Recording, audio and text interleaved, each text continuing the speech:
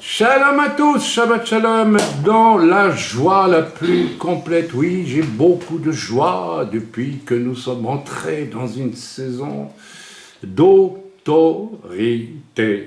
Depuis que Dieu a dit, vous êtes des Gédéons, ou vous n'êtes pas encore des Gédéons, certains, mais tous sont appelés à devenir des Gédéons d'une façon ou d'une autre. Comme je viens de le dire en petite présentation avant le culte, là où Dieu vous a placé.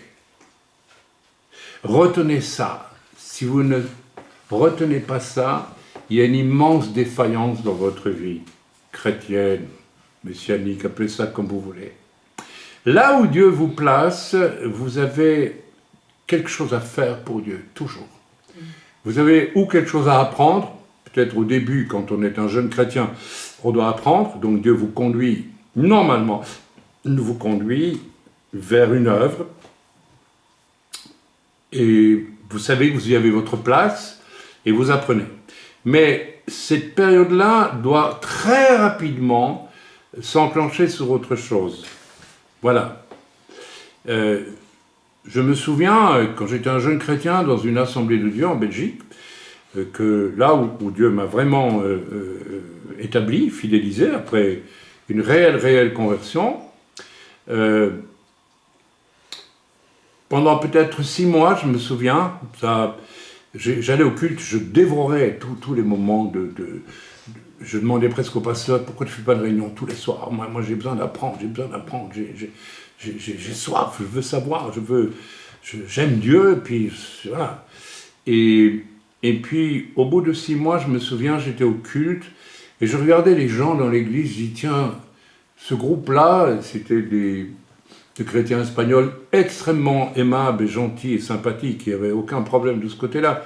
Et je les aimais beaucoup parce que j'aime l'Espagne, voilà, j'ai des affinités. Et puis, mais j'étais là en train de les regarder au culte, et je dis, mais il y a combien d'années qu'ils viennent tous les dimanches au culte?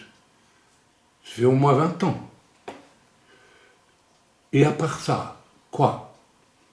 Et là, l'Esprit de Dieu a fait jaillir dans mon esprit, en plein milieu du culte, tu sors de l'église, tu tournes à gauche sur le trottoir, et tu fais 20 mètres, 25 mètres, 30, je ne sais plus. Et là, tu as un bistrot, où toute la jeunesse dorée de la ville vient pour se fournir en drogue. Vas-y. J'ai dit d'accord. Donc j'étais passé à l'étape suivante. J'étais pas là uniquement pour bénéficier d'eux. Et avec mon épouse, à la fin du culte, on est allé. On a ouvert la porte, et il y a de la fumée, tout le monde fumait là-dedans. Et puis, on n'a pas commandé un citron menthe, non, parce que ça n'existait pas, je crois, à l'époque, ça n'existe pas, non. Bah, on a commandé une bière, parce que si on avait commandé un verre de lait, tout le monde aurait regardé. On a commandé une bière. Et on s'est assis à une table, bonjour, on peut parler avec vous.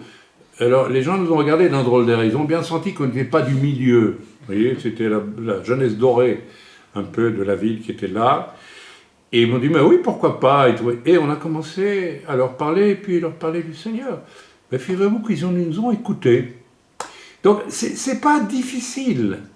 Il faut simplement, se rendre compte que si j'ai découvert que Dieu m'aime d'une manière extraordinaire au moment où je viens au Seigneur, j'ai envie d'aimer comme lui.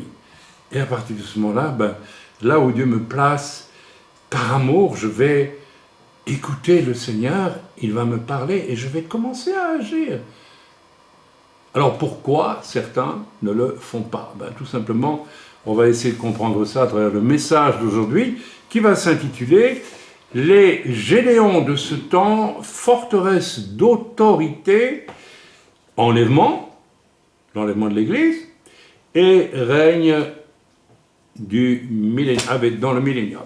Voilà, c'est le titre du message. Il est assez provocateur, je vous le dis, je l'ai fait exprès, mais nous allons y aller. Je vais céder maintenant la place à ma sœur Priscilla, qui a l'air fatiguée, la pauvre.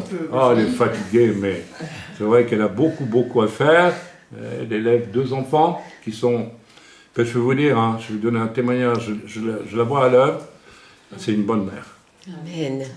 Et ce n'est pas seulement une sœur en Christ qui vraiment marche avec le Seigneur et il est un Gédéon. Voilà, mais j'étais très touché, très ému hier à l'ouverture de Shabbat au repas. Il y avait les 2 gamines, moi je raffole les enfants.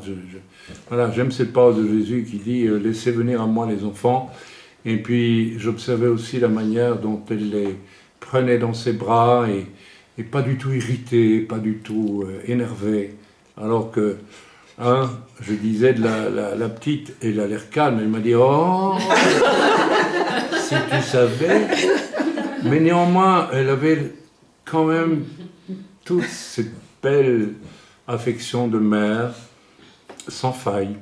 Je trouve ça, je dis, je vais la faire rougir, je sais, mais moi, vieux bonhomme, vieux serviteur, ça me fait plaisir quand je vois des gens qui savent aimer. Parce que tout est là, mes amis. En dehors de ça, le reste, c'est secondaire. Tout est là. Si tu ne connais pas le Dieu qui t'aime et si tu ne te mets pas à aimer toi-même, t'as rien, tout simplement. Tu es même mort. Tu n'es pas vivant, tu es mort. Spirituellement, tu es mort. Vous savez ça? Le problème des gens qui n'acceptent pas Jésus, c'est qu'ils ne veulent pas de l'amour de Dieu. Tout au fond, ils s'aiment tellement eux-mêmes.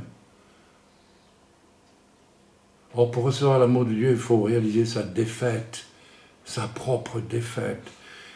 Et l'orgueil humain ne veut pas facilement admettre sa propre défaite. Dès lors, l'amour de Dieu ne peut pas déjà nous sauver et puis nous transformer complètement. Voilà, je cède la place et...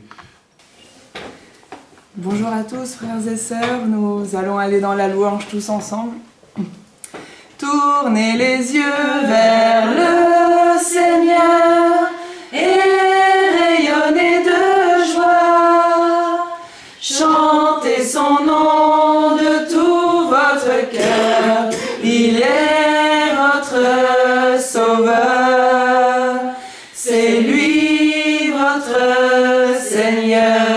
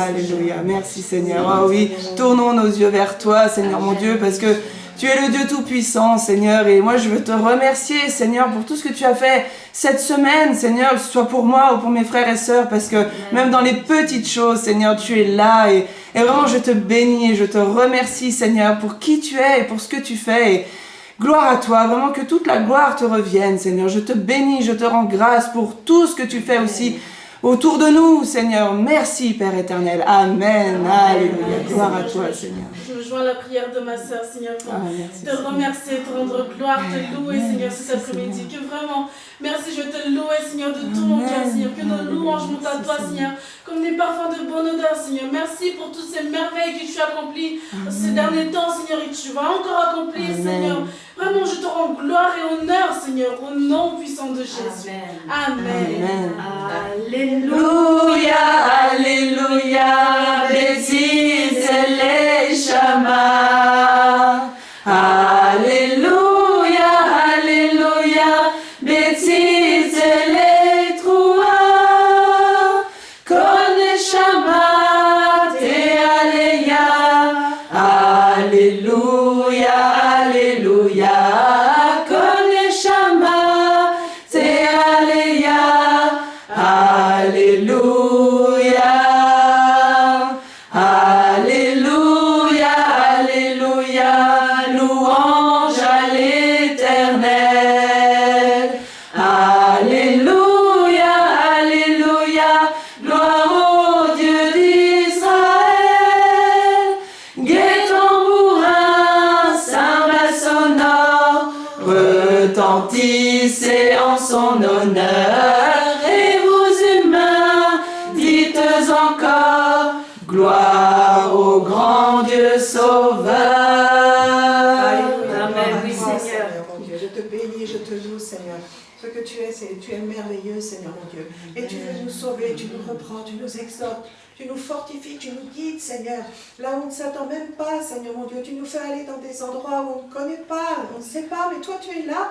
Et tu veux vraiment toucher les cœurs, tu veux faire avancer ton royaume, Seigneur, sur cette terre. Tu donnes autorité à ton peuple, Seigneur. Oh, merci, Père éternel, pour cet amour manifesté tellement précisément chaque jour, dans des petites choses comme dans des grandes, comme le disait ma sœur. Mais nous le voyons, Seigneur, mon Dieu. Oh, béni sois-tu, Père éternel, pour la liberté que tu veux donner autour de chacun d'entre nous, Seigneur. Je te bénis et je te loue, mon Dieu. Amen.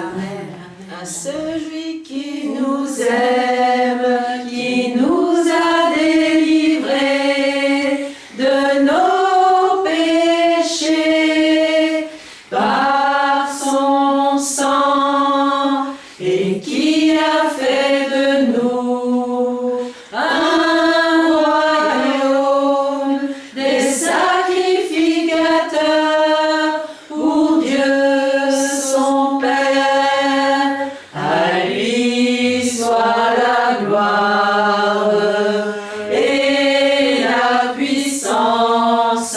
À lui soit la gloire et la puissance au siècle des siècles. Amen. Oui, Seigneur, nous venons de chanter à lui soit la puissance. Merci, Seigneur, nous ne voulons pas chanter ces paroles sans prendre conscience de ce que nous disons, parce que Seigneur, tu nous as fait la grâce dans les ténèbres qui grandissent dans ce monde. Tu nous as appelés à devenir comme des gédéons, Seigneur, de manière très claire, et pas seulement en parole, pas seulement en prédication, pas seulement en écoute de ta parole, mais en acte, Seigneur. Merci Seigneur, parce qu'il y a un livre qu'on appelle les actes des apôtres. C'était des agissements de puissance et d'autorité. Et tu veux, Seigneur, que ton Église arrête d'être rampante, mais qu'elle pratique les actes, Seigneur, d'autorité que tu as préparés pour ton Église en ces temps de la fin, Seigneur. Merci de nous faire sortir du ronron de nos réunions auxquelles nous sommes habitués et qui mangent notre temps, alors que tu nous appelles aussi à vivre nos actes des apôtres, nos actes à nous dans ces temps. Seigneur, les actes des apôtres, c'est directement après le retour de Yeshua au ciel. Et Seigneur, ces actes doivent continuer jusqu'à la fin, jusqu'à ton retour. Et nous ne voulons pas nous laisser endormir par les ténèbres et par l'atmosphère catastrophiste que nous détectons sur les réseaux sociaux et même les choses que l'on invente pour faire peur, pour faire craindre, pour entretenir je ne sais pas, de la peur, de la crainte, du trop, Seigneur. Merci de nous délivrer des réseaux sociaux et de nous centrer sur toi et d'entendre ce que toi tu souhaites que nous soyons, ce que tu souhaites que nous actions pour la gloire de ton nom. Seigneur, il n'y a pas d'enfant de Dieu qui ne soit positionné quelque part pour te servir en quelque chose. Alors merci Seigneur, nous plaçons cette réunion sous cette onction de réception de sa volonté pour nous qui sommes sauvés. Merci Père, au nom de Yeshua. Amen. Amen. Amen. Libre de nos chaînes, nous marchons vers toi.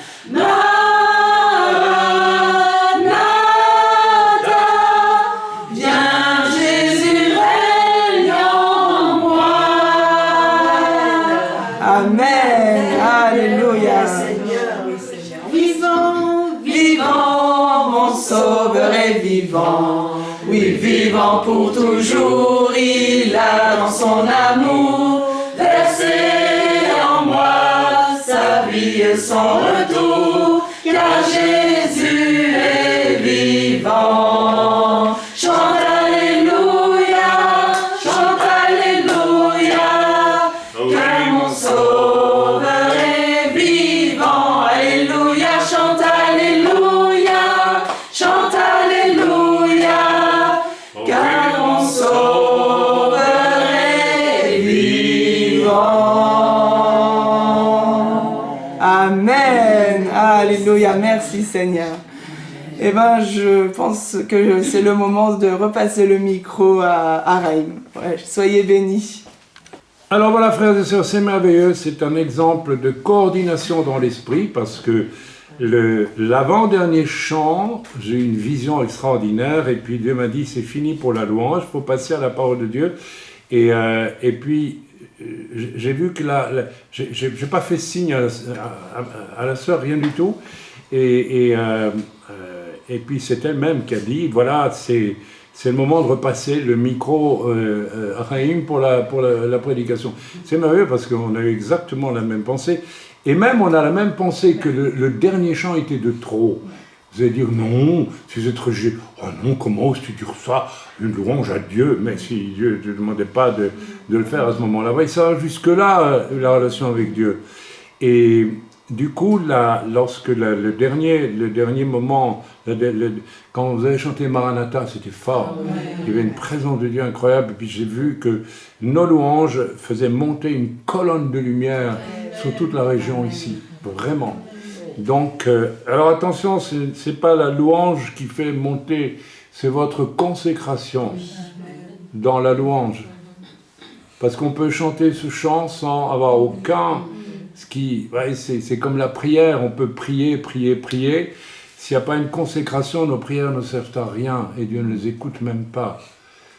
La prière, c'est une relation d'amour avec quelqu'un qui nous aime. Alors je peux prier, si je prie juste pour obtenir ceci et cela, ben, peut-être Dieu va me donner, parce qu'il est bon, mais je crois qu'il attend autre chose aussi. Et j'ai vu cette colonne de lumière qui montait, c'était formidable. Merci pour ce moment de louange. Il a été dans la longueur que Dieu a voulu. Et donc, on se soumet. Mes amis, on va aller dans la parole de Dieu avec ce message aujourd'hui. Vraiment quelque chose de spécial, il faut le reconnaître, hein, puisque nous sommes toujours dans la dimension Gédéon. Pardonnez-moi, moi je crois que j'ai le droit de vous donner un petit témoignage de victoire.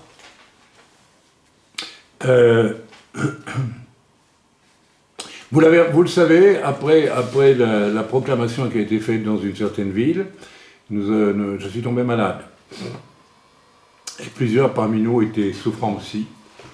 Et un matin, le sœur m'a parlé et m'a dit ce que vous avez fait, les gens ne savent pas que c'est vous qui l'avez fait, personnellement, mais les puissances des ténèbres que servent ces gens-là, elles savent que quelque chose s'est passé. Et que le Seigneur les a décoiffés dans cette ville, complètement.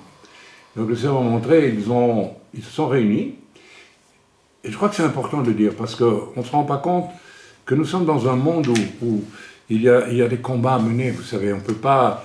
Et nous avons une garantie de victoire. Amen. Et le Seigneur m'a dit, on a mis un contrat sur ta vie.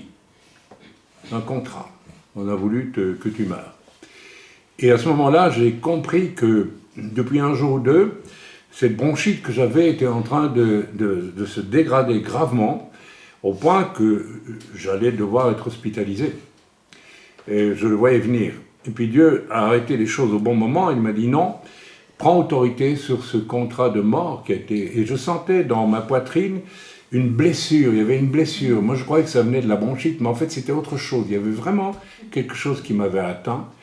Et donc j'ai pris autorité en pleine réunion, vous vous rappelez, c'était un mercredi soir, c'était ce mercredi-ci, donc une semaine après l'action menée dans cette ville, et j'ai pris autorité, mais, ouais, je dis autorité, mais ça a l'air d'être, c'était même pas spectaculaire, j'ai dit au nom de Jésus, je prends autorité, et moi, tout de suite, j'ai senti, paf, c'était fini, et puis plusieurs parmi nous étaient atteints aussi de maladies ou de toutes sortes de choses. Tout s'est arrêté. Waouh, ça veut dire que vraiment, voilà, nous avons une autre... Alors évidemment, c'est une bataille, oui, bien sûr. Il y a une bataille, vous n'avez pas à lutter contre la chair et le sang, dit le Seigneur. Et on lutte bien trop contre la chair et le sang dans les églises. Il y a des gens, on n'arrête pas de les raccommoder dans tous les sens. Et parce qu'on essaie de les amener ailleurs que dans leur chair, où ils se complaisent, pour X raisons. Mais le Seigneur nous appelle à autre chose, et je crois de plus en plus qu'il y a des temps prophétiques où Dieu nous demande de passer à l'offensive, n'est-ce pas? La peur doit changer de camp, et je dis, et l'autorité aussi doit changer de camp. Et nous sommes ici dans toute une région, on pourrait parler de toute la nation, hein, où bien le diable règne à travers des hommes, bien sûr. Et voilà, donc mes amis, ce qui s'est passé il y a maintenant plus d'une semaine, une semaine et demie, continue. Je dirais presque quotidiennement, Dieu me conduit et conduit plusieurs parmi nous à, non pas dans une espèce de copie un peu idiote, on va faire comme Chaim, mais vraiment inspiré par l'Esprit de Dieu. Je ne vais pas vous donner de témoignage parce que ce serait trop long, ça prendrait presque 3/4 d'heure, parce qu'il y a eu plusieurs personnes qui ont commencé à pratiquer des prières d'autorité sur des situations, et spécialement sur tout ce qui est occulte et sorcellerie dans cette région. Et il y en a beaucoup. Et on voit des victoires, il y a vraiment des choses qui sont en train de bouger. Donc cette opération Gédéon, elle continue, Et c'est une véritable stratégie, aussi soudaine que nouvelle, quoique en réalité préparée spirituellement par Dieu depuis longtemps. C'est pas nouveau. Il y a déjà plus de 35 ans, nous avons commencé ici, mon épouse et moi, en arrivant dans cette région, à mener un combat spirituel, mais aujourd'hui on dirait qu'il y a une accélération maximale. C'est-à-dire qu'il y a vraiment, vous n'êtes plus en train de subir les attaques et puis de vous défendre, mais maintenant vous passez à l'assaut et à l'offensive vous-même. C'est une toute autre dimension. Et je salue le Seigneur et ce que son esprit est en train de faire parce que c'est formidable. Donc nous sommes en pleine stratégie Gédéon qui, outre ce qui a été brièvement témoigné Shabbat dernier, j'étais bref parce que j'étais attaqué moi-même suite à... C'était un mercredi qu'on a fait cette opération Gédéon et à Shabbat j'étais déjà... ok, donc je me demandais même si j'arriverais à témoigner tellement j'étais... Et là, ça va beaucoup mieux. C'est encore un peu... mais je ne tousse plus. Cette manière de tousser, cette blessure que j'avais, c'était une œuvre démoniaque pour m'empêcher de parler. Dès que je commençais à parler, vous vous en êtes rendu compte, je toussais, je ne pouvais pas parler. Bon, gloire à Dieu, je ne rentrerai pas... Alors, donc, je peux vous dire qu'il y a deux volets. Je ne vais pas entrer dans le détail. Il y a d'abord un volet offensif, non pas parce que nous le voulons, mais parce que vraiment, le Seigneur nous a dit, c'est le moment de passer à l'offensive. Vous savez, c'est curieux quand même, alors que tout nous informe sur une descente dans les ténèbres, l'apostasie de l'Église. Elle est là. L'apostasie est là. Et je peux vous dire que, par exemple, dans cette ville où je suis allé prier, le Seigneur a révélé, c'est presque réveillé, mais révélé au groupe de prière qui était derrière pendant que nous agissions dans la ville, là-bas, qu'il y avait une corruption, mais profonde, dans la plupart des églises aujourd'hui, par complaisance, par tout ce que vous voulez, et il y a vraiment une apostasie. Alors, je dis que c'est une grâce de Dieu que le Seigneur nous demande, en pleine apostasie, en pleine montée des ténèbres partout, il nous dit non, je veux qu'il y ait des Gédéons sur toute la terre à qui je veux confier une autorité. Je ne suis pas en train de nous vanter et dire que nous sommes des gens extraordinaires. Non, je dis la vérité. Dieu veut confier à des vainqueurs une autorité. Alors, vous savez, on peut réfléchir longtemps sur le pourquoi de cela. Peut-être que Dieu veut protéger, garder certaines personnes dans les temps extrêmement difficiles qui viennent. Et ça ouvre sur le deuxième volet de ce que nous vivons pour le moment. Je ne rentrerai pas dans les détails, c'est mieux, c'est inutile. Mais Dieu nous a montré aussi qu'il était en train de bâtir une forteresse de protection autour de nous ici. Et tout le monde le ressent. Je me suis réveillé après, pas réveillé, mais j'ai parlé avec mon épouse il y a 2 jours, et je dis, tu sais, j'ai l'impression que Dieu est en train de monter une muraille invisible autour de nous, mais puissante, mais extrêmement puissante. Mes amis, il y a de quoi quand même être émerveillé de voir ce que Dieu est en train de faire. Ok ? Donc il y a, je ne rentrerai pas dans le détail, ce n'est pas nécessaire. Autrement, on en a pour 2 heures, parce que je vous assure, et tout se fait au millimètre près, au moment où Dieu demande tous ceux qui ont agi avec un esprit Gédéon ces jours-ci, depuis 1 semaine et demie seulement en réalité, eh bien, font tout, ils le sentent au millimètre, au moment où Dieu le veut, à l'endroit où ils sont. Dieu leur montre, c'est incroyable, tout se fait avec une...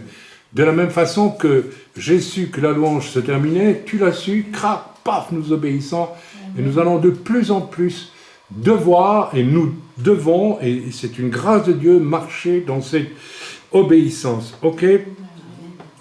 Voilà, je ne nommerai pas, donc le temps est venu pour que la peur change de camp, absolument. C'est incroyable, dans un temps où l'ennemi fait tout pour... tout. Ça dit à son Église qu'il doit vivre les actes comme les actes des apôtres, ça nous parle quand même. J'aime bien cette expression, les actes des apôtres. Ils ne sont pas contentés de prêcher, ils ont agi. et avec une autorité incroyable. Regardez Ananias et Saphira. Pierre a la révélation tout de suite qui monte, et puis il dit voilà, tac, tac, tac, c'est fini, terminé. Il y a une autorité incroyable là-dedans. Vous savez, il y a quelque temps, j'étais dans une église en Belgique, et le pasteur m'a dit, mais moi j'avais jamais entendu ça, il m'a dit, mais t'as une autorité. Alors, je ne me suis pas senti flatté du tout, mais je me suis questionné, je dis, mais donc lui n'a peut-être pas l'impression qu'il a une autorité, et il se trompe, parce qu'il a aussi une autorité. Il a fait trop pasteur, pasteur, pasteur, et pas assez enfant de Dieu qui a une autorité. Bon, je n'aimerais pas ce qui se déroule en ce moment un réveil. Non, ce n'est pas un réveil. Je ne sais pas comment il faut l'appeler. C'est une saison, comme ça, que Dieu organise. Car cette expression réveil semble couvrir aujourd'hui bien des choses. Et en certains cas, c'est juste, mes amis, écoutez, je vais être un peu pas gentil. C'est du bruit et c'est du vent. J'ai assisté l'autre jour, par curiosité, j'ai cliqué pour voir, voilà, une réunion, etc. On voit des drapeaux, on voit des machins. Tout le monde crie, tout le monde... Et on dit, il y a la présence de Dieu. Moi, j'ai senti la présence de beaucoup de gens qui crient, et qui font du bruit, qui font des... Mais pas... Parce que si ce qu'ils disent être une réunion pour le réveil était vraiment... Il devrait y avoir des gens qui tombent à terre dans la repentance. Il n'y a rien du tout. Vous voyez, on fait des réunions pour parler du réveil. Ok, mais les apôtres, ils n'ont pas parlé de réveil, ils ont agi. Et le réveil était là. J'espère que vous me comprenez, parce que je ne nommerai pas ce que nous vivons un réveil. Pour moi, il y a un réveil quand une âme est sauvée. Par la puissance de Dieu, c'est déjà un réveil. C'est une âme qui est éveillée à l'amour de Dieu, c'est certes. Voilà. Mais je dirais que nous vivons une saison spéciale dont le message est certes, les ténèbres augmentent de façon dramatique, mais nous on est heureux. Amen. Mais Dieu dit, je veux votre foi. Arrêtez de confesser que ça va mal, que sais-je d'autre, arrêtez d'écouter tous les gens qui attirent l'attention sur eux à travers toutes sortes de messages où on leur promet « Attention, là, j'ai la révélation numéro 152 sur l'Antéchrist. » Bon, mettez tout ça. Vous pouvez poser la question, qu'est-ce que je fais dans tout ça, moi? Qu'est-ce que je fais dans tout ça? Dieu a besoin de votre foi pour être une lumière, une autorité. Mon autorité, dit le Seigneur, mon autorité est dans cette nuit qui vient de plus en plus. Non, il n'est pas dit que même si, à la fin, on connaît tous l'histoire de l'Antéchrist qui va s'asseoir dans le temple, etc., mais où est-ce qu'il vous est dit que le diable aura la victoire totale? Non. Non, c'est pas vrai. C'est pas vrai. 144 000 qui vont prêcher, Israélites qui vont prêcher l'évangile. Les deux témoins. L'ange qui va annoncer l'évangile à toute la terre. Alors on se dit, oui, mais c'est incroyable de voir comment les humains sont focalisés sur le négatif. Au lieu de... Vous savez pourquoi? Parce que beaucoup de chrétiens sont vieux. Ils n'ont pas les cœurs d'enfants. Pourquoi est-ce que Jésus nous a dit si vous ne devenez comme des enfants? Parce qu'un enfant, il sait que de lui-même, il ne peut rien faire pour se protéger.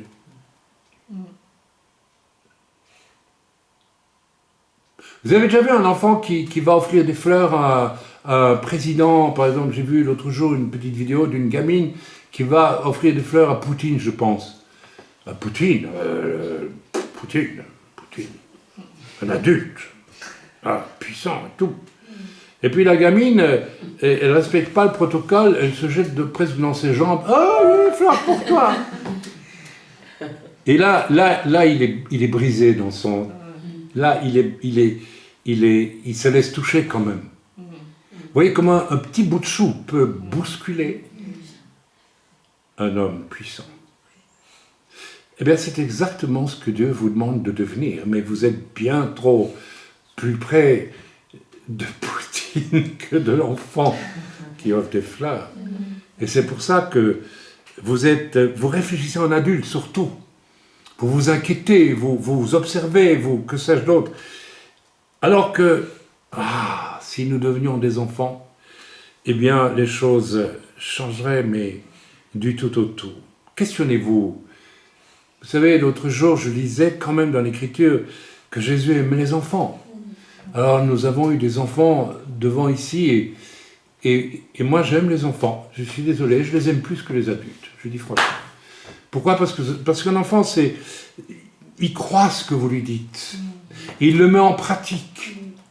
Certains chrétiens adultes, oh là là, sont tellement vieux. Ils ont 2000 ans d'âge. C'est des vrais diplodocus de la non-foi. C'est effrayant. Et vous savez, les enfants vous le rendent bien. Quand je me suis levé de table, j'ai entendu une des gamines qui a crié. Mais c'est la même relation de nous avec Dieu, vous savez. Qu'est-ce qu'il a dit ? Chaim, je t'aime, Chaim. Elle sait que je l'aime, que j'aime l'enfant en elle, pas le sale gosse, hein, l'enfant. Et elle m'aime aussi. Mais vous savez, avec Dieu, c'est exactement la même chose. Il nous aime tellement, mais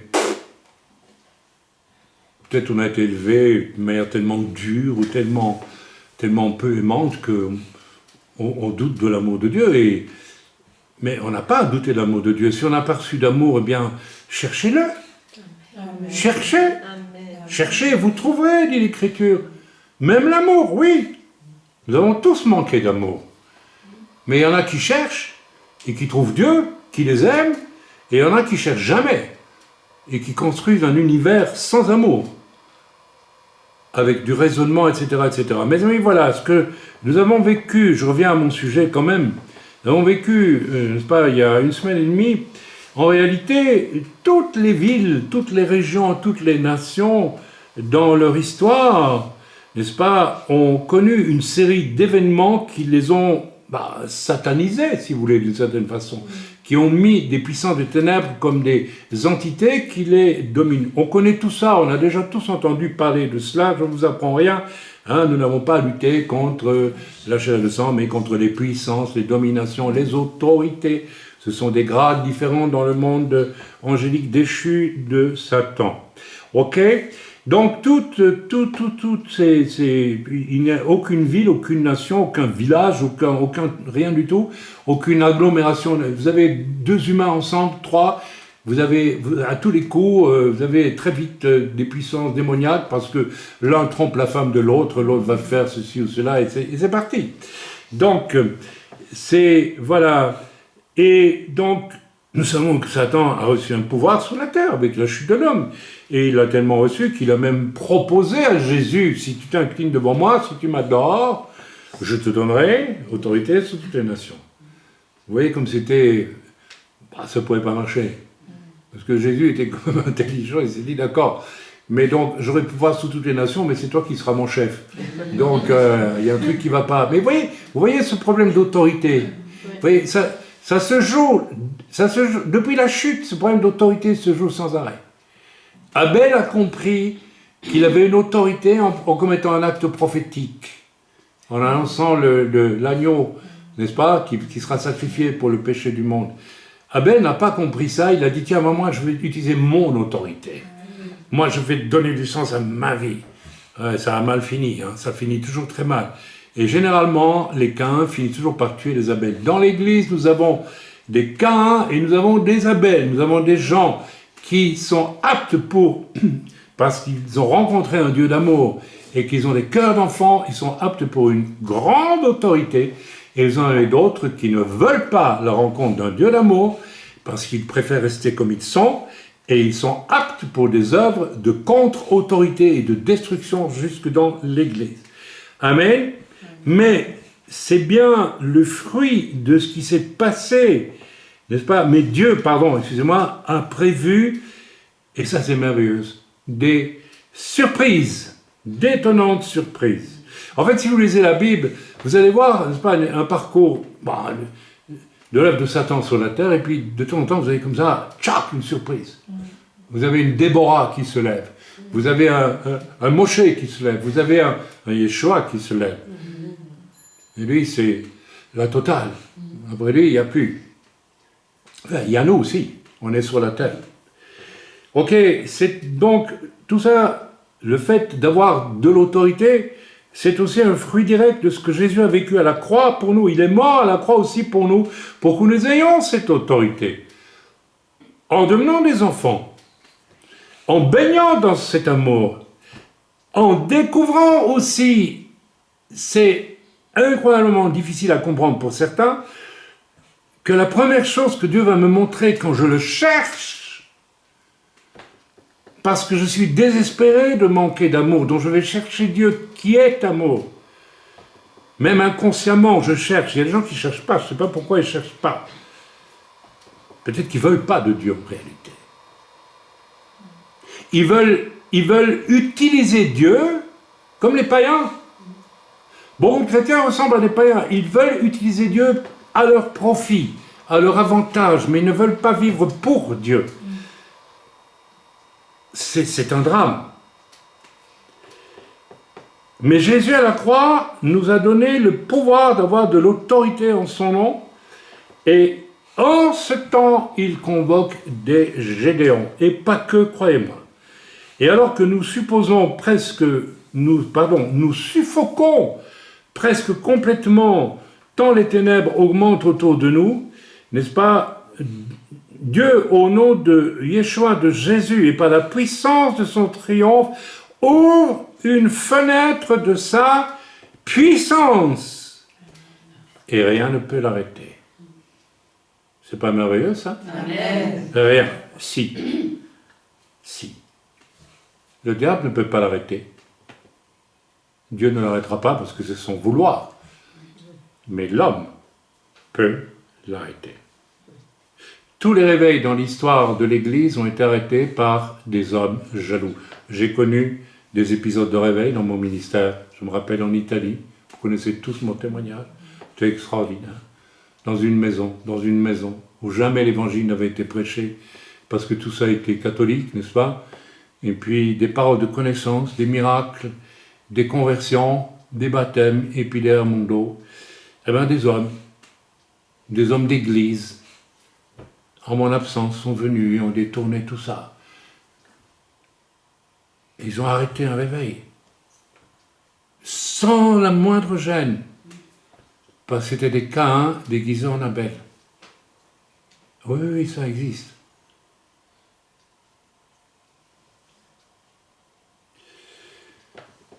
Nous allons lire Marc au chapitre 2, un passage extraordinaire que j'aime par-dessus tout.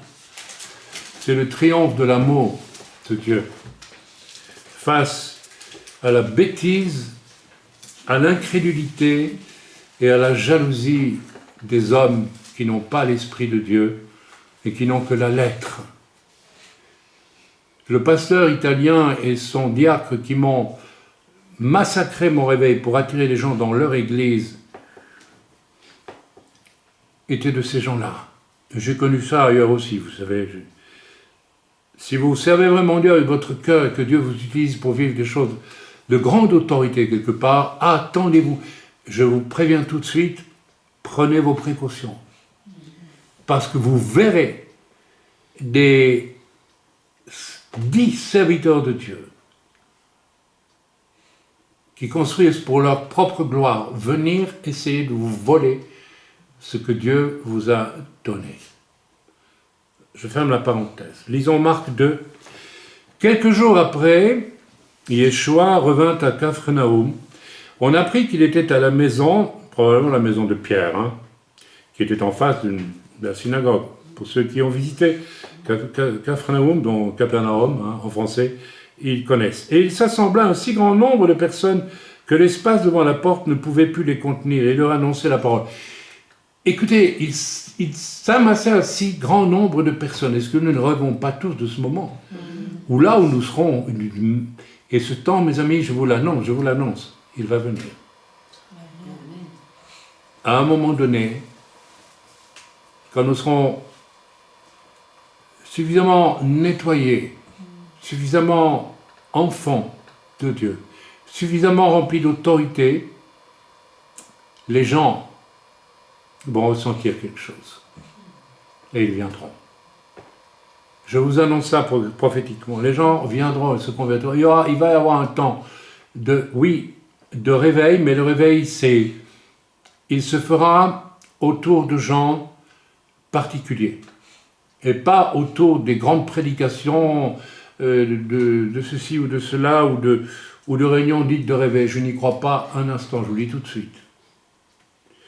Des gens vinrent à lui amenant un paralytique porté par 4 hommes. Comme il ne pouvait, déjà, merveilleux ici, il avait au moins 4 amis, ce paralytique. Écoutez, moi, une des choses que j'ai le plus déplorées pendant mes 40 ans de ministère maintenant, c'est qu'on rencontre très peu d'amis. Entre parenthèses, je remercie le Seigneur puisqu'il nous donne depuis plusieurs mois de grands amis dans un pays d'Afrique. Et ils ont demandé tous nos livres, on leur a tout envoyé, et ils en redemandent. Et donc, ce sont des amis. Et nous sommes leurs amis aussi. Mais j'ai connu des situations très dures, très difficiles, de persécution, où je n'ai pas vu beaucoup d'amis, où j'ai vu beaucoup de faux amis. Oui, je passe. Alors, comme ils ne pouvaient l'aborder à cause de la foule, ils découvrirent le toit de la maison où il était, et ils descendirent par cette ouverture le lit sur lequel le paralytique était couché. Jésus, voyant leur foi,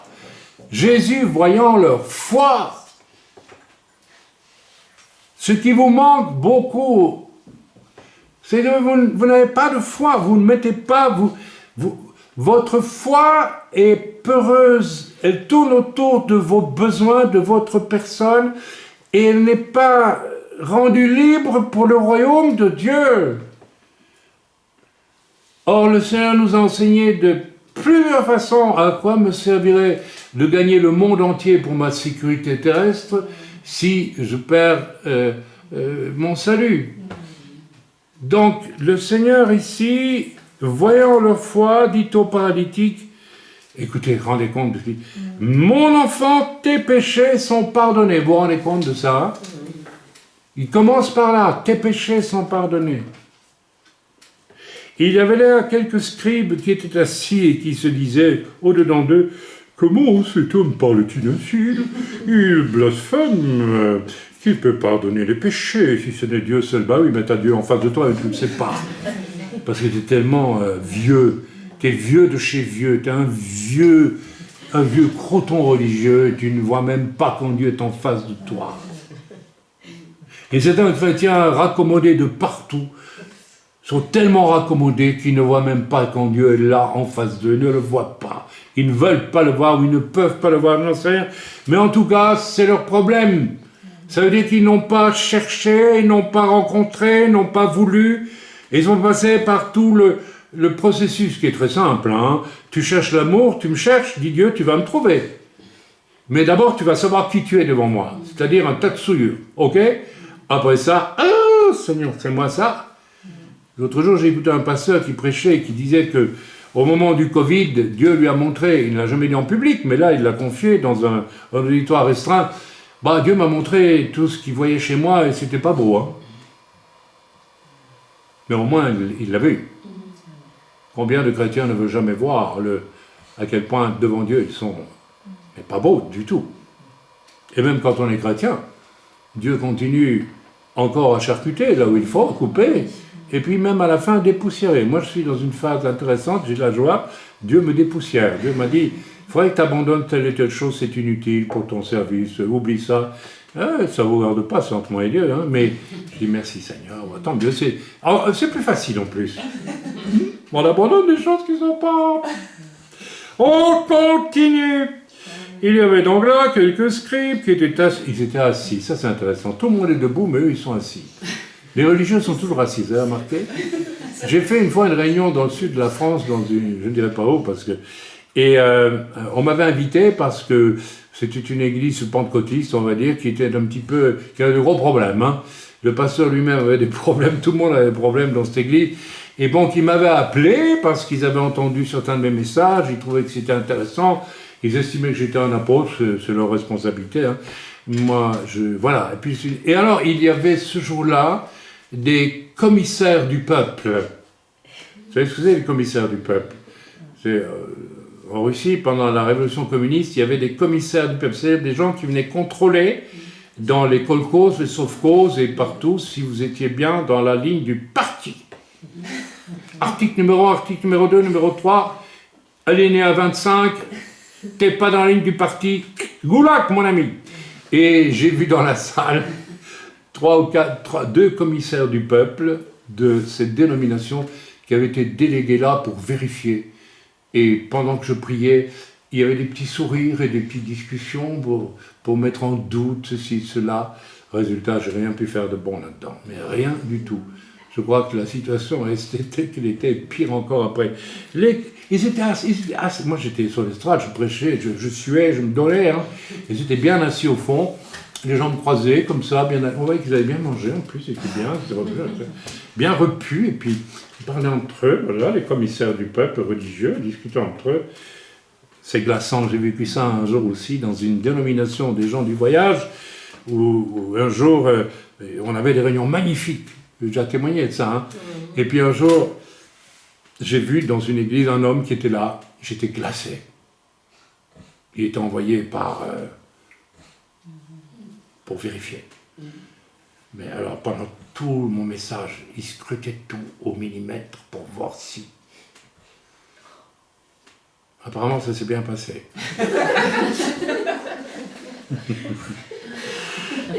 Comment cet homme parle-t-il ainsi?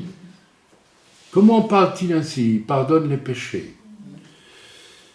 Comment cet homme parle-t-il ainsi? Il blasphème. Qui peut pardonner les péchés si ce n'est Dieu seul?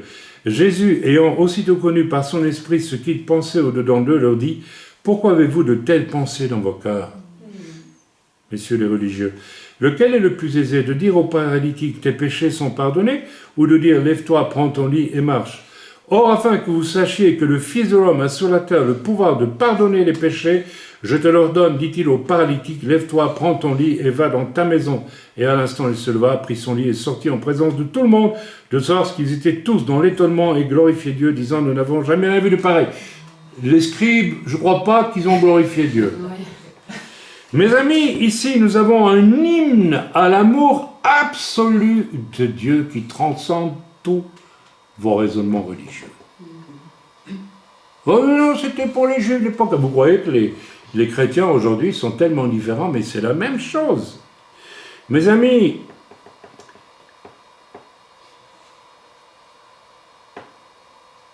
l'hymne à l'amour absolu, à la rencontre duquel Dieu nous a invités un jour si nous l'avons cherché de tout notre cœur. Et sans lequel nous n'existerions pas. Je voudrais développer dans une espèce de parenthèse quasi silencieuse ce que je suis en train de dire. Ainsi, si je n'ai pas rencontré Dieu dans son amour qui me fait voir ma misère et me sauve, je n'existe pas. Pourtant, vous avez un corps, vous avez une âme, un esprit, mais dans le royaume de Dieu, vous êtes inexistant. Vous entendez ce que je vous dis? Vous êtes hors. Vous n'existez pas. Ce que je veux dire par là, c'est que la seule existence qui vaille la peine d'être, la seule manière d'exister, c'est en Christ, Yeshua, en étant sauvé. En dehors de ça, tu n'existes pas. Et si tu essayes d'exister, tu vas jouer une comédie religieuse qui ne t'emmènera jamais dans le royaume de Dieu, ni dans le royaume des cieux, sauf pour y être jugé. Waouh! Celui qui n'a pas connu cet amour, ou le refuse, ou ne le recherche pas, en se rendant compte à quel point lui-même il n'a pas une once d'amour en lui, en réalité. Celui qui n'a pas cet amour révélé, pour Dieu, n'existe pas. Il a un corps, une âme, un esprit, mais il n'existe pas. J'espère que ça vous parle. C'est quelque chose quand même.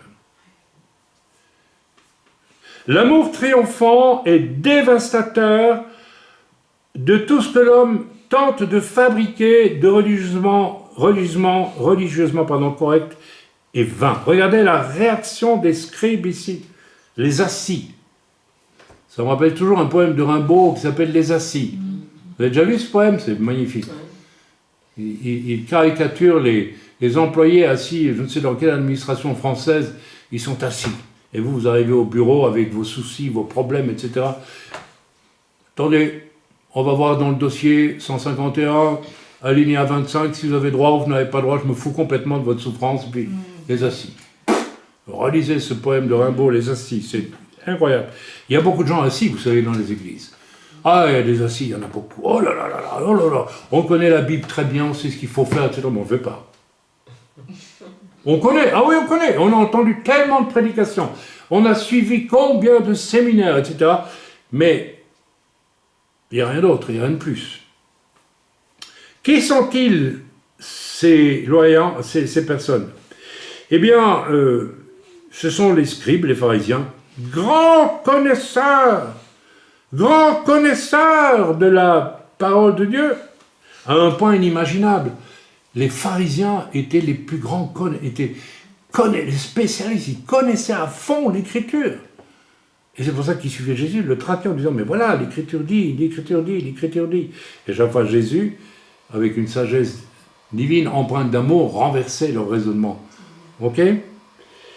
Et les scribes, vous savez ce que c'était les scribes? On en a eu au Moyen-Âge, ici, on avait dans les monastères des scribes.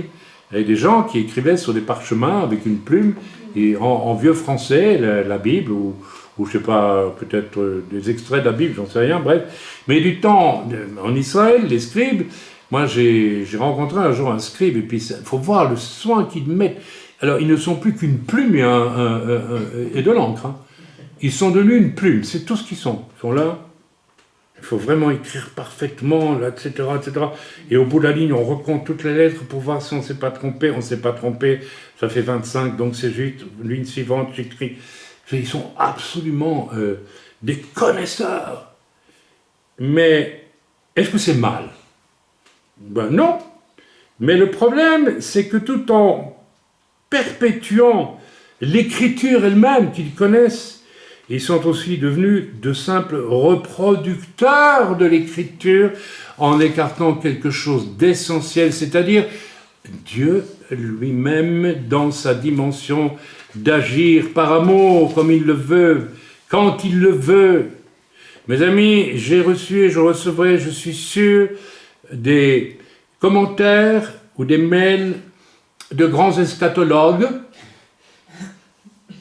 qui ont écouté mon message sur les Gédéons, mais ça n'a pas l'air de les avoir chatouillé un petit peu quelque part. Non, parce que voilà, selon la parole de Dieu, puis ils me font un cours sur ce qui doit arriver bientôt. C'est comme si je l'ignorais, enfin j'ai aussi mes opinions. Et alors, voilà, le message, n'est-ce pas? Mais je crains que ces gens-là n'ont absolument pas saisi le message Gédéon comme un signe pour ce temps, un signe concret, puissant. Ça va, on sait que vous connaissez plein de choses, mais à part ça, vous en faites quoi? J'ai rencontré beaucoup de gens qui croyaient qu'être un chrétien, c'est devenir un connaisseur de la Bible. Alors, ils la connaissent, ils ont tout ce qu'il faut, ils ont des livres. C'est bien, il faut avoir des livres, il faut avoir sa Bible, il faut connaître l'Écriture, étudier. Mais pour certains, c'est ça, et c'est plus rien d'autre.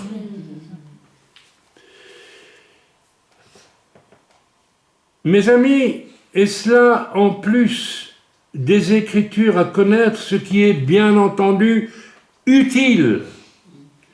Il faut une disponibilité de cœur vers Dieu pour agir selon les directives de son esprit à tel au tel moment que Dieu seul désigne.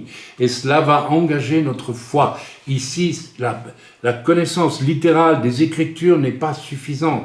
Il y a quelque chose, il y a l'Esprit de Dieu qui doit intervenir.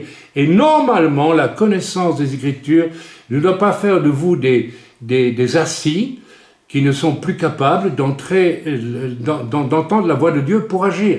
Il y a un temps pour étudier et il y a un temps pour agir. Mais en réalité, les deux sont mêlés, parce que je vais vous dire une chose.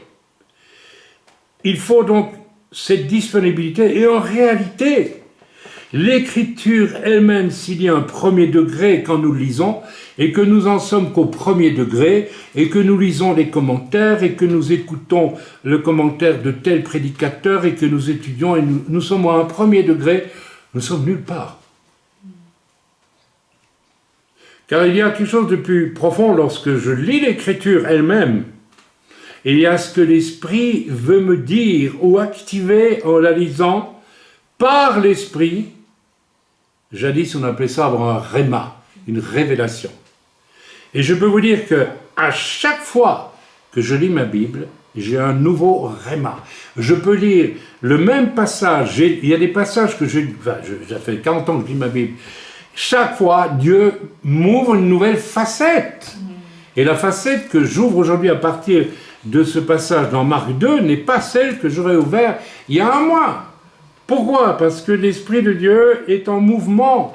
L'Esprit de Dieu est bien plus puissant que votre connaissance de l'Écriture. Il faut la connaissance de l'Écriture, mais il faut une Écriture activée par l'Esprit, de manière à ce que le Seigneur puisse distribuer sa parole par son Esprit là où il y a des besoins. J'espère que je me fais comprendre. Amen. Ça devient très dur aujourd'hui de faire comprendre ces choses. Les gens ne comprennent plus. Frères et sœurs, êtes-vous un Gédéon, un disciple de Dieu dans la dimension de son esprit, ou un pauvre scribe guettant ceci ou cela pour vérifier que ce qui s'annonce comme une trouée de son esprit dans l'ennui de votre fatalisme religieux est bien conforme à votre plan en 52 épisodes, 25 alinéas et puis 42 000 bas de page. En d'autres mots, bien sûr, il faut connaître la parole, bien sûr, il faut l'étudier, mais évidemment. Mais si on n'a que ça, on finit par être vachement encombré. Pardonnez-moi pour le vachement, mais ça dit bien ce que ça veut dire. On est encombré. Et certains, vous êtes encombrés. Certains, vous êtes fiers d'avoir lu la Bible, vous êtes fiers de connaître, et puis vous ne produisez rien pour le royaume de Dieu.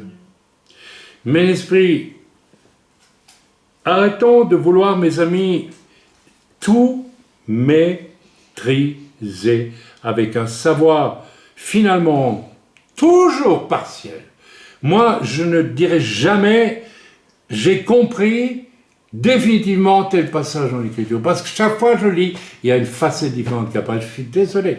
Vous savez, en hébreu, les gens qui ont un peu d'expérience avec l'hébreu savent que chaque lettre elle-même a, je ne sais pas, 42 chaque lettre même. Donc chaque mot en hébreu a 3, 4, 5, 6 significations différentes. Ça ne veut pas parfois dire une chose et son contraire. Le mot Mashiach, je crois, va aussi avec je pense, c'est l'Antéchrist. Oui, vous pouvez trouver là. Oui, je vous dis rien de choquant. Donc vous pouvez parler de Dieu et de l'ennemi parfois dans le même mot. Ça veut dire quelque chose. Ça veut dire qu'il y a un temps où Dieu vous dit c'est Dieu et un temps où Dieu vous dit c'est pas Dieu. Et si vous n'avez pas cette expertise spirituelle, vous allez toujours créer des choses paralysantes, paralysées, inutiles. J'espère que je me fais comprendre. Arrêtez de vouloir tout maîtriser avec un savoir qui sera tout partiel et donc hypothétique. Hypothétique. Est-ce que nous sommes ouverts à la discussion? Par exemple, j'ai entendu récemment une discussion intéressante sur est-ce que nous devons croire à la prédestination ou ne pas croire à la prédestination? Alors il y avait des avis des deux côtés. Et on peut croire que dans une certaine mesure, il y a une prédestination et on peut croire qu'il n'y en a pas. Et les deux. Alors comment on s'en sort là? Je ne vais pas rentrer dans ce sujet maintenant, mais les deux se tiennent. Oui, à partir du moment où Dieu connaît nos cœurs et qu'il sait qu'il va sauver, parce qu'il sait qu'il sera sauvé, On peut dire qu'il y a une prédestination, puisque Dieu sait. Et Dieu sait aussi ceux qui ne voudront pas le salut, et donc il y a une prédestination. On peut le voir comme ça. Et on peut admettre que non, il n'y a pas de prédestination, parce que Dieu aime tout le monde et veut sauver tout le monde. Vous voyez, on peut mettre les deux en balance. Mes amis, Dieu, arrêtons-nous de vouloir tout maîtriser avec un savoir hypothétique, je l'ai dit, mais laissons Dieu fracasser nos toits. Nos toits, tout ce qu'on a mis au-dessus de notre tête, notre savoir, notre orgueil, Il y a des gens, ils ont tellement été éduqués, peut-être de force même, ils sont incapables d'autre chose que de reproduire une espèce comme des robots. Alors, il n'y a aucune solution, c'est désespérément chercher l'amour de Dieu pour être sauvé. Mes amis, en Marc 2, le toit fracassé. C'est extraordinaire cette histoire. C'est aussi, n'est-ce pas, le ciel qui s'invite dans cette maison. Et aujourd'hui, je te dis à toi qui m'écoutes, le ciel s'invite dans ta maison. Laisse Dieu fracasser fracasser ton incrédulité, ton orgueil. J'ai entendu récemment un jeune chrétien dire « Oui, je sens que j'ai un appel. Oh là là, tu as besoin d'une bonne pelle pour démolir ton toit, toi. » Oui, ça, c'est d'abord ça. Hein. Si vous entendez cet appel aujourd'hui, laissez Dieu démolir votre toit. Amen. Laissez l'Esprit de Dieu rentrer, laissez Dieu rentrer dans vos vies vraiment et faire ce qu'il a à faire dans vos vies. Amen. Et si les 4 compagnons de ce paralytique, vous savez, après tout, je ne dis pas que c'est le cas, hein, mais peut-être c'était des anges. Allez savoir. Certains ont hébergé des anges, l'Écriture, sans savoir que c'était des anges. Mais c'est une image magnifique. Amen. Voilà. Ils accompagnent ce paralytique pour le guérir de notre pire paralysie, celle du cœur, la paralysie de notre foi qui est absente. Notre projet de savoir stérile. Et c'est tellement fort que, qu'est-ce que Jésus lui dit? En voyant ta foi, je pardonne tes péchés, je te sauve. Jésus l'a sauvé là.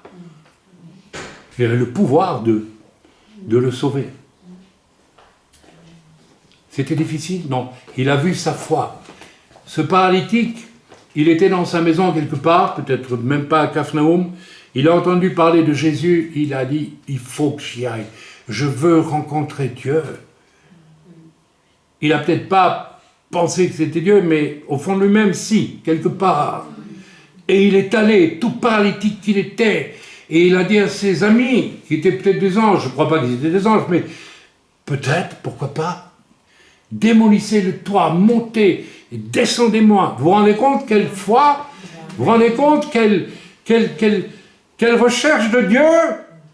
Allez, les scribes et les pharisiens, les chrétiens paresseux et qui attendaient que tout vienne tout cuit dans votre bouche, si vous faisiez un peu un effort pour aller vers Dieu, que Dieu démolisse le toit de vos fausses certitudes, afin que Dieu voie que vous le cherchez, que vous l'aimez vraiment. Il vous sauvera. Et il vous transformera. Et la pire de vos paralysies, qui est l'absence de votre foi, cette manière misérable que vous avez de construire votre petite religion, aura des pâquerettes depuis des années, certains. Dieu va vous guérir de ça, il va vous dire tes péchés sont pardonnés.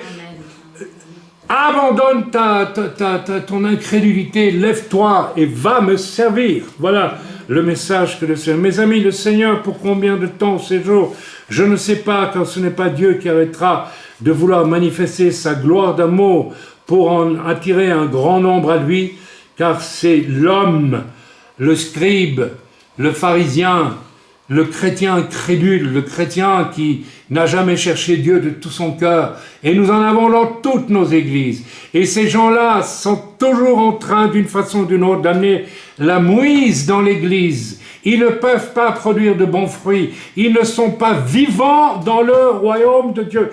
Ils sont morts hors du royaume de Dieu, mais ils sont vivants à la chair. et à leur volonté propre. Ils sont des ennemis de Dieu dans la maison de Dieu. Le bon grain est livré. Vous vous rappelez? Les vierges sages, les vierges folles. Oui, absolument.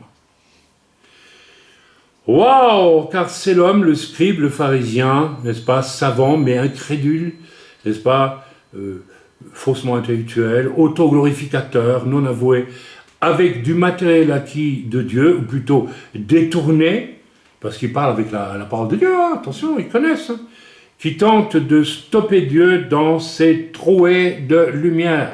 Chaque fois que j'ai vécu des trouées de lumière dans mon ministère, et c'est pour ça que maintenant je suis extrêmement vigilant. Dès qu'une personne démontre qu'elle amène de l'incrédulité, on a vécu ça cette semaine. Dieu a dit, j'ai donné la victoire contre une attaque démoniaque contre vos santé, et il y a une personne qui a démontré sa totale incrédulité en se plaignant, etc., d'être encore malade, au lieu de se réjouir que Dieu avait décidé de guérir. Vous ne pouvez même pas prier avec une personne comme ça. Vous ne pouvez pas vivre avec elle.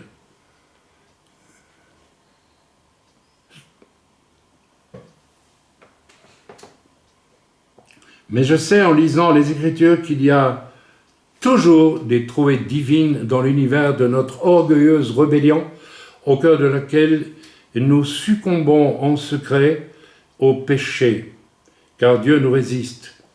Mes amis, des trouées, il y en a eu dans toute l'histoire de l'humanité, depuis Adam, depuis Abel jusqu'à aujourd'hui. Et il y en aura encore. Je vous signale que Dieu va envoyer 2 témoins qui vont annoncer l'évangile. Parmi les... Quels sont les gens qui seront là? Des orthodoxes religieux, mes amis, des descendants des pharisiens, qui vont dire « c'est pas possible, tu nous parles de Jésus, de gars habillés avec, si j'ai bon souvenir, des peaux d'animaux, n'est-ce pas? Je sais pas du tout. Quand je vois la hauteur des Streimel maintenant dans le monde orthodoxe, c'est plus un Streimel comme ça, c'est un Streimel comme ça. En plus, il y a des fourrures qui montent. Bientôt, le Streimel sera plus grand que le bonhomme qui est en dessous. Non, mais je le fais exprès. Mais j'ai vu aussi des religieux dans nos propres milieux, dans les milieux religieux chrétiens, je ne vais pas nommer, mais, n'est-ce pas? Bien nourris. Je connais un homme qui a été sauvé d'extrémisme parce qu'il ne voulait plus voir les curés, parce que le jour où son grand-père mourait, le curé qui festoyait avec l'évêque dans sa maison n'a pas voulu venir assister le mourant. Des Streimel, il y en a aussi chez les évangéliques, vous savez. Il y a des ministères qui paraissent maintenant, et quand on les regarde bien, qu'est-ce qu'ils cherchent? Le succès, c'est tout. Paf! Et ils se croient spirituels. Mes amis, prenez garde avec tout ce qui sort, tout n'est pas... Il y a des bonnes choses, mais je suis de plus en plus persuadé que si vous êtes un véritable prophète, c'est quand vous aurez été presque mis à mort et que vous l'aurez supporté qu'on saura que vous avez été un véritable prophète. Mais si tout marche comme sur des roulettes... Voilà. Alors, les 2 témoins, les 144 000, un ange qui parcourra la terre pour annoncer l'évangile du salut.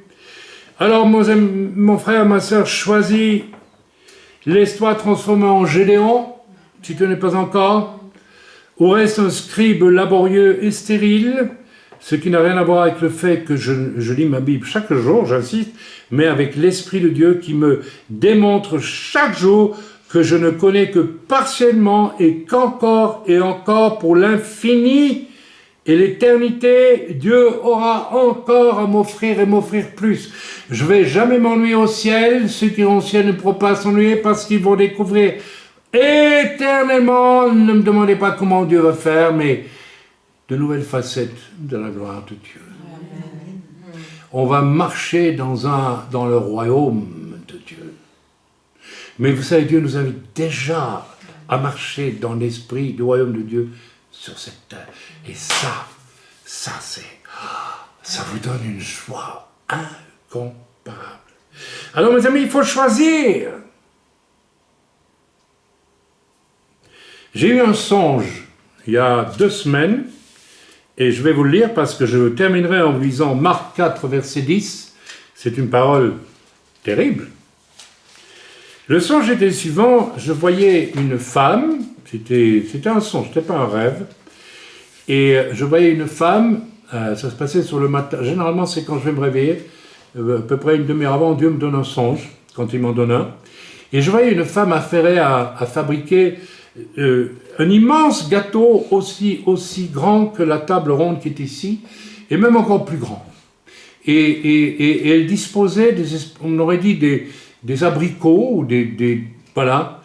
Et donc elle faisait une immense, alors il y avait, et un seul abricot, il y avait de quoi nourrir au moins 150 personnes.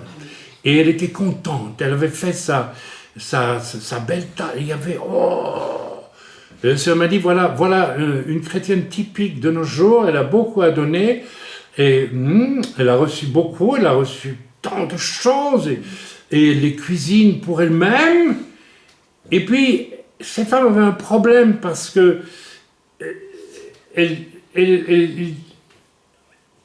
se disait, mais si je donne ne serait-ce qu'une portion, j'aurais plus tout.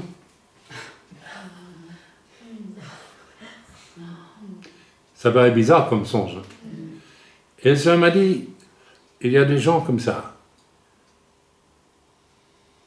qui thésaurisent, qui accumulent des bénédictions, des choses, et puis les gardent pour eux. Moi, quand je suis né au Seigneur, et j'ai eu des guérisons, des miracles, ma mère m'a téléphoné un jour, elle m'a dit, j'ai de la cataracte, j'ai dit, maman, je sais que Dieu guérit, je vais prier pour toi, tu vas être guéri. Je lui ai dit comme ça. Elle a été guérie, sa cataracte a disparu. Mais j'aurais pu garder ça pour moi. Dieu fait des miracles. Il en a fait un pour moi. Et c'est tout. Et puis je ne vais pas plus loin quand il s'agit de sortir mon petit miracle pour avec foi dire à un autre, tu sais, Dieu aussi peut le faire pour toi. Combien de personnes n'arrivent même pas à témoigner de leur salut? Je me rappelle d'un couple qui vivait en Suisse et qui vivait, n'est-ce pas, et qui venait à nos réunions. Et un jour je lui ai demandé, mais dis donc, vous avez des voisins de palier là? Vous êtes déjà allé frapper à la porte pour lui dire bonjour, on va faire connaissance, je vous invite à venir boire un café chez moi, etc. Et puis après, bien sûr, on parle du Seigneur. Et ils l'ont jamais fait. Pourquoi? Parce que il y a un des deux membres de ce duo qui a largement évolué, mais l'autre pas. Il garde toujours pour lui. Alors mes amis, attention, parce que lisons dans Marc au chapitre 4, le Seigneur a attiré mon attention sur ce verset, chapitre 4, verset 10. Lisons ensemble. Lorsqu'il fut à l'écart, donc Yeshua, Jésus, ceux qui l'entouraient avec les 12 l'interrogèrent sur les paraboles. Il leur dit, c'est à vous qu'a été donné le mystère du royaume de Dieu. Le mystère du royaume de Dieu. Je viens de vous le présenter, le mystère du royaume de Dieu. C'est une éternité d'amour et de vie avec l'Esprit de Dieu, dans laquelle Dieu veut nous installer tout de suite, maintenant. Il dit, c'est à vous qu'a été donné le mystère du royaume de Dieu. Mais pour ceux qui sont dehors, tout se passe en parabole. Je vais boire il faut que je boive un peu. C'est un miracle, je n'ai pas vu toute la réunion. Et pour ceux qui sont dehors, tout se passe en parabole, et qui ne comprennent pas. Donc, Yeshua dit, certains vont comprendre ce que je vais dire, parce que je veux qu'ils comprennent. D'autres ne comprendront pas, parce que je ne veux pas qu'ils comprennent. Vous voyez jusqu'où ça va? Afin qu'en voyant, ils voient et n'aperçoivent point, et qu'en entendant, ils entendent et ne comprennent point, de peur qu'ils ne se convertissent et que les péchés ne leur soient pardonnés. Vous vous rendez compte de ce que dit Jésus ici? C'est terrible, non? Qu'est-ce que Dieu nous dit à travers ça?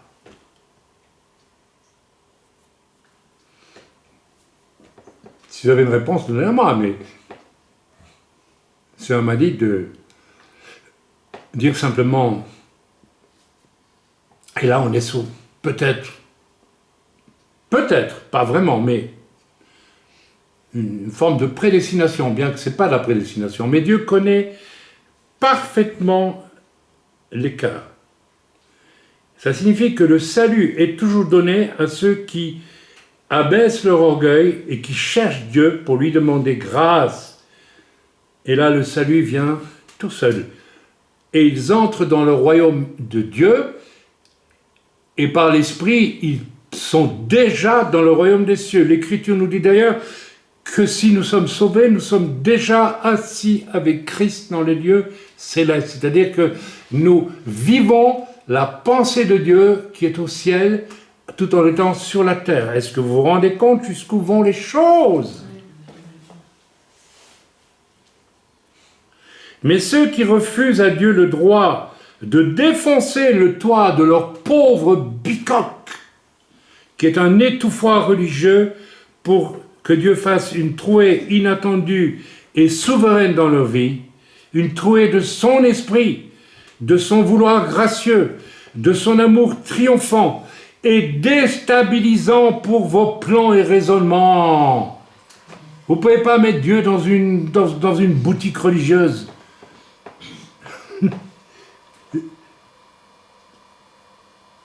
C'est une tragédie de vivre comme cela. À ceux qui refusent la transcendance de Dieu sur tout et en tout, et à n'importe quel moment, et je dirais même à n'importe quel prix. Ce qui... Non, rappelez-vous, mes amis, des torches de Gédéon et de ses 300 guerriers triés sur le volet. Les torches étaient cachées dans une cruche et furent découvertes seulement en plein cœur du camp de l'ennemi. Mais ça symbolise aussi, n'est-ce pas, quelque chose de très particulier. Ça symbolise aussi notre salut caché en Christ et que seul Dieu peut dévoiler dans les ténèbres de notre vie. Vous comprenez, vous suivez? Votre salut est caché en Christ. C'est comme la torche dans la cruche. Vous ne le voyez pas. Il faut chercher. Et si vous cherchez un jour, Dieu retire la torche et dit, me voici, pour te sauver. C'est ça aussi. Je ne sais pas si vous êtes d'accord avec moi. Alors, idem dans nos ténèbres terribles, Dieu veut dévoiler une torche de sa sainte puissance. Mais c'est lui qui le fera en son temps. Et si vous ne cherchez pas Dieu, Dieu ne le fera pas. Et c'est pourquoi il dit, de peur qu'ils ne se convertissent et que leur péché soit pardonné. Vous vous rendez compte de ce qu'il dit là? Ça veut dire que Dieu n'est pas obligé de nous pardonner nos péchés.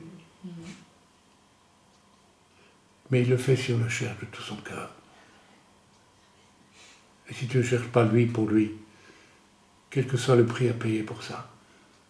En passant, je le répète, par l'inévitable catastrophe de réaliser qui tu es devant Dieu. C'est-à-dire un personnage imbuvable à tes propres yeux.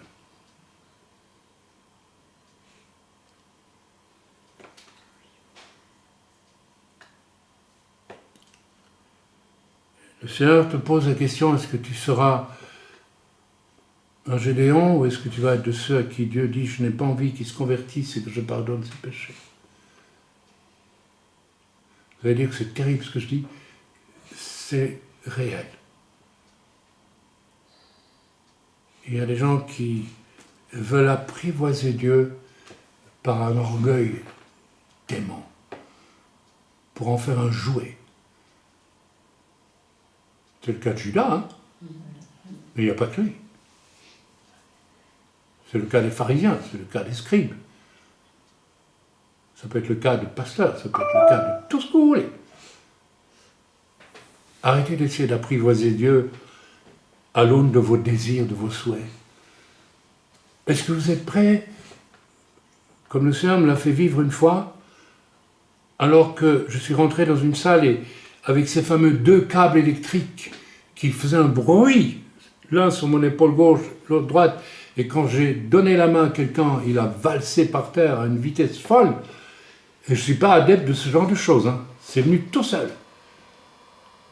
Et où les gens venaient, oh, il y a de la puissance, c'est un homme de Dieu extraordinaire, pour rappeler ce que Dieu m'a dit.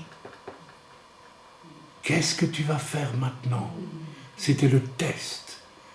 Tu peux utiliser, j'ai pratiqué les 9 dons spirituels, je le dis parce que c'est vérifiable.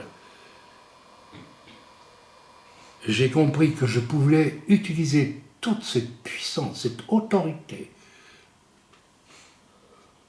pour moi. Je dis, Seigneur, non.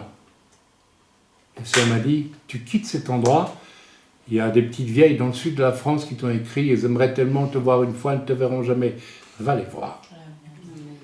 Mes amis, attention.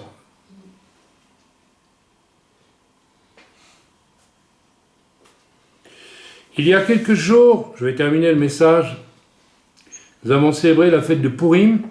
C'est quoi Pourim, si ce n'est pas qu'en plein cœur d'un complot des ténèbres, Dieu a dit, lui, il n'en sera pas ainsi, et Dieu, à travers d'un homme qui s'appelle Mordechai, et une jeune vierge qui s'appelle Esther, et quelle aventure, cette aventure! Vous vous rendez compte jusqu'où elle est allée, cette jeune vierge? Elle est devenue la reine. Elle a défié avec une foi incroyable le risque d'être mise à mort, parce qu'elle ne pouvait pas se présenter devant le roi sans son autorisation. Elle l'a fait. Elle risquait la mort. Quelle foi! Mais il y a un message là, extraordinaire. C'est la foi que nous avons vécue l'autre jour dans cette ville, dans les mains de Satan, par ses loges et bien d'autres choses. Nous avons, oui, par la foi, nous avons été dire, ça change. Amen. C'est tout, et ça a changé. Amen. En une seconde. Une seconde. Et Esther, encouragée par Mordechai, a ouvert contre toute attente une fenêtre de salut et de puissance, de libération pour tout son peuple. Mes amis, Gédéon, Esther, c'est le même combat, hein. C'est le même destin. Vous voyez pas et vous ne trouvez pas étrange que c'est en vue de Pourim que nous avons fait ce que nous avons fait dans la ville de Mar. Il n'y a pas de hasard. Vous comprenez maintenant ce que ça veut dire quand je dis nous fêtons les fêtes juives, mais pas comme des scribes ou des pharisiens. Nous les fêtons avec la pensée de l'esprit.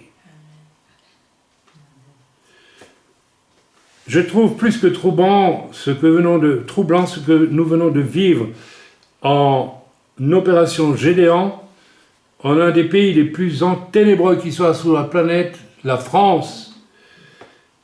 Et cela quelques jours avant Pourim, à la fin de l'événement de Pourim, la joie des Juifs a été immense, nous dit. Si vous lisez la Megillah d'Esther, vous l'avez lu bien sûr, et encore aujourd'hui, les Juifs qui fêtent Pourim, eh bien il y a de la joie à tel point qu'ils boivent de l'alcool, c'est un peu étrange peut-être, pour montrer qu'ils peuvent perdre le contrôle d'eux-mêmes parce que Dieu est en contrôle. C'est ça l'idée des orthodoxes qui se saoulent.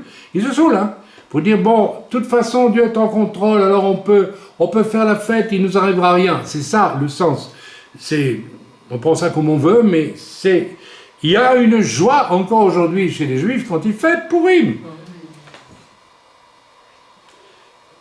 Ainsi, après avoir mené cette action, et celles qui ont suivi, parce qu'il y en a eu d'autres, et il va y en avoir d'autres, je ne dis pas où ni quand, un jour viendra où on expliquera tout ça. Bien, notre joie est grande, nous sommes dans la joie, nous sommes dans la joie. Et mes amis, ces opérations de Gédéon ne sont probablement qu'un début. Et je vais donc inviter une sœur qui m'a raconté c'était hier je pense, ou avant-hier, un songe qu'elle a fait il y a plus de 20 ans et dont elle vient de se rappeler. Alors je vais demander, voilà, j'invite donc la sœur Sylvie à venir.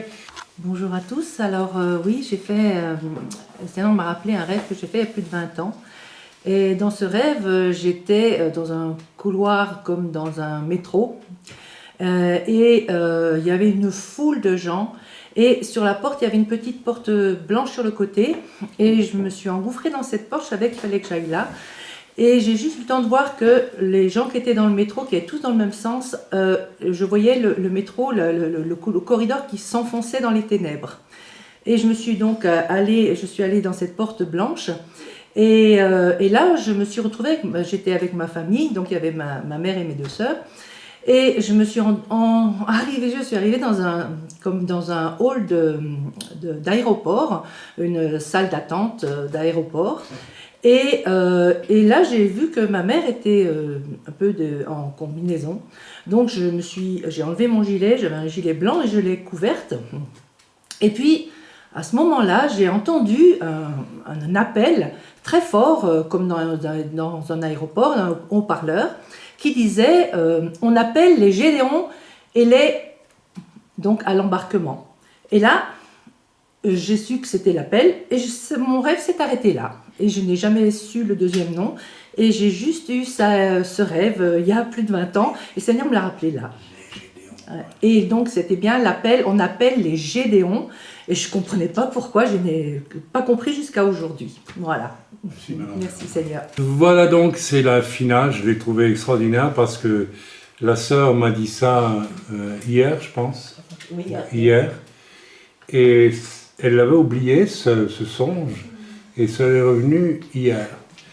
Alors, c'est assez stupéfiant quand même, puisque elle a entendu cet appel. Alors l'aéroport, c'est symbolique. Vous savez, dans les songes, il faut tout. Un aéroport, c'est un endroit d'où on part. C'est aussi un endroit d'où on s'en vole. Donc, ça peut parler de l'enlèvement de l'Église. Alors, c'est pourquoi j'ai donné ce titre, dont je pense que le Seigneur prévient. C'est Gédéon d'aujourd'hui, c'est Esther, c'est Mordechai, c'est Pierre, Jacques, Paul, ceux qui vivent les actes de Dieu dans ce temps, qu'un jour Dieu va les enlever. Alors, voilà, mais c'est pas tout, vous savez, c'est pas tout. Alors, écoutez, on va surtout pas ouvrir un débat sur l'enlèvement au début, à la moitié des 7 ans, à la fin, puisque nul ne connaît le jour ni l'heure. Moi, il y en a qui continuent, hein. Voilà. Oui, on ne connaît pas le jour et l'heure, mais on peut connaître la période. Oui, d'accord. Moi, c'est effrayant. Tout ça, pour moi, c'est des scribes. Vous voyez, c'est des gens qui veulent faire dire à Dieu ce que Dieu ne dit pas. Point barre. C'est tout. Dieu a dit que... Jésus a dit lui-même que moi je ne connais même pas moi il faut le faire. Donc ça veut dire ça ne sert à rien de vouloir et c'est même interdit de vouloir chercher. Mais alors par contre il est dit qu'à la fin, juste avant le retour du Seigneur, il y a un passage biblique, j'ai pas changé la référence, pardonnez-moi, mais qui dit que Dieu appellera tous ses élus des quatre coins, des quatre vents, des 4 coins de la terre. Quelqu'un peut trouver la référence et je pourrais la donner. Donc je pense que c'est pourquoi j'ai mis ce titre avec le millénium au final. Je pense que nous sommes en train de rentrer dans la période qui précède de peu le retour du Seigneur. Et s'il y a un enlèvement, pour moi, ce que je crois, c'est probablement tout à la fin, quand Dieu appellera ses élus. Et Dieu vous pose la question aujourd'hui, mais est-ce que tu es un de ces élus ou pas, ou est-ce que tu crois l'être seulement? Mais il est peut-être le moment de faire un bilan et de, même si tu fréquentes même cette œuvre aussi, la nôtre, pose sur la question, jusqu'où as-tu jamais cherché vraiment Dieu dans ta vie? Ou est-ce que tu te contentes d'être, voilà, une espèce de... Moi j'aime bien l'image des vêtements rapiécés. Vous savez, un chrétien, surtout au début, peut avoir des difficultés, voire des chutes, voire... Mais ça ne peut pas durer. C'est pas possible. Si je nais d'en haut, par l'amour du Seigneur, à travers une profonde prise de conscience de ma vie mauvaise, je reçois une robe blanche. Et pas un costume rapiécé toutes les semaines, parce qu'il faut me reprendre ceci ou cela. Donc, je propose qu'on prie maintenant simplement, je prie, mais je crois que c'est à vous de savoir ce que vous cherchez finalement. Si vous cherchez juste à accommoder Dieu, comme on accommode, pardonnez-moi l'expression, hein, des champignons dans une poêle pour faire un bon petit repas. Oui, mais c'est ce que font certains chrétiens. On accommode Dieu, on court, je vais manger des pleurotes chez le pasteur un tel, je vais manger tel champignon chez l'apôtre un tel, dans tel séminaire, etc. Je me nourris bien. Et puis c'est tout. Et puis je continue à vivre comme j'ai toujours vécu en réalité. Vous savez, nous avons des tendances, des manières de vivre qui doivent changer radicalement quand il y a une vraie conversion. Si vous êtes paresseux de nature et si vous êtes je m'en fichiste, peut-être même un peu tricheur par exemple, ou que sais-je d'autre, une réelle conversion fera de vous un des hommes les plus courageux de la terre. Si, voilà, vous êtes un menteur, c'est certain que Dieu fera de vous un grand amoureux de la vérité, si vous naissez vraiment de nouveau. Alors, il faut être honnête, il faut regarder comment on vit, comment on se comporte. Voilà. Et puis, peut-être commencer à chercher Dieu maintenant. Commencez à chercher Dieu de tout votre cœur. Parce que plus vous tardez à chercher Dieu en vous contentant d'une religion d'agrément finalement pour vous, moins vous allez avoir envie de chercher Dieu parce que vous croyez que tout va bien alors que ça ne va pas du tout. Vous savez, la religiosité peut devenir un chloroforme terrible qui vous cache. Et vous devenez comme les scribes et les pharisiens, vous avez Dieu en face de vous, vous ne le voyez même pas. Vous ne le voyez plus. J'ai envie de te dire, la dernière fois que tu as vu Dieu en lisant ta Bible, la dernière fois qu'en priant tu as vu Dieu, la dernière fois où tu as parlé avec quelqu'un et puis tu as vu Dieu qui était là, et tu as pu parler de la part de Dieu, avec Dieu, tu as pu faire ce que... Enfin bref, quand est-ce que Dieu a été avec toi la dernière fois? Alors si ce n'est pas le cas, et si tu es honnête et tu te rends compte que non, j'y suis pas, ne fais pas maintenant une petite prière, blablabla, Seigneur. Non, cherche Dieu de tout ton cœur à partir d'aujourd'hui. Il te reste une chance de trouver Dieu avant qu'il soit trop tard. Mais cherche-le de tout ton cœur. Vraiment, même si tu n'as pas de cœur du tout, ce que certains disent, eh bien cherche Dieu de tout ton cœur. Quand même. Et il te montrera ce qui t'emprisonne, ce qui te tient. Vous savez, je me posais la question l'autre jour avec mon épouse. Je vois des chrétiens qui sont utilisés par des démons, qui transmettent même démons à leurs enfants. Oui, des chrétiens. Alors je me disais, est-ce qu'on doit aller les trouver et dire qu'on va prier pour eux pour chasser les démons? Le Seigneur m'a dit non. Tous les personnes qui sont venues vers Jésus pour être délivrées au fond d'eux-mêmes cherchaient Dieu. Même le démoniaque de Gadara. La preuve, c'est qu'après sa conversion, il a dit « Je veux te suivre, Seigneur ». Ça veut dire que même s'il était rempli de démons, ce type-là, Jésus a traversé la frontière pour aller le trouver. parce qu'au fond de lui-même, il y avait un cri, il y avait un désir de Dieu. Et Dieu a dit, pour celui-là, je vais. Et il va être sauvé. Alors je suis revenu sur ma réflexion, j'ai dit, je pourrais aller trouver telle ou telle personne et dire, mais je vous ai vu manifester des comportements démoniaques,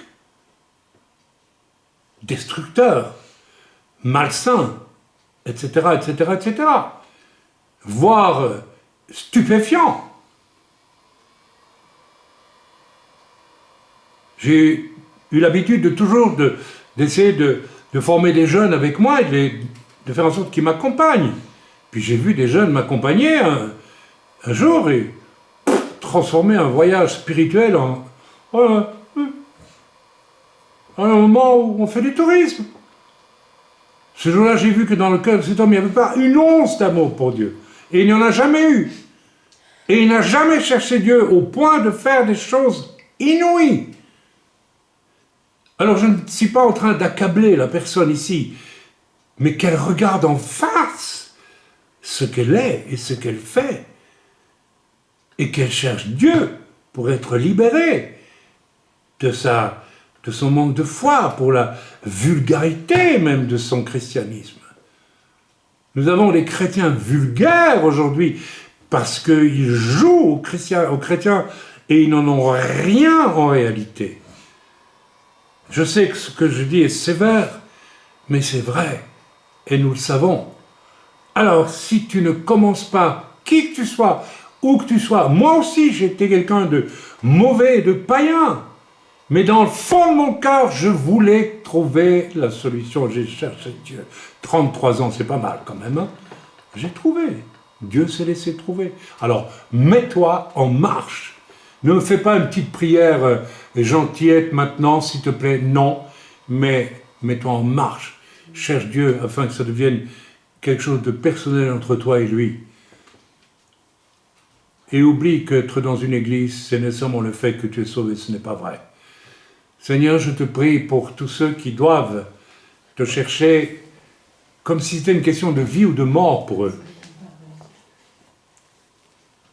Et ils sont nombreux, malheureusement, à cause d'un message de l'Évangile qui a été édulcoré, et largement édulcoré, qui leur a fait croire à un salut qu'ils n'ont pas.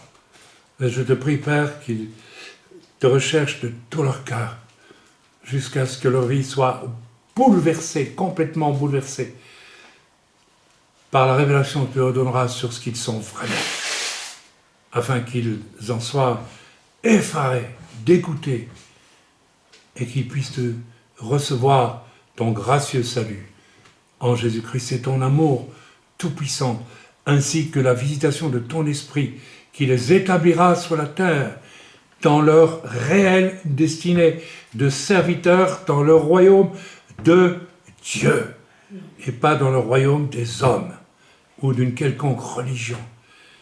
Merci Père, je te prie d'exaucer cette prière dans le nom de Yeshua. Amen.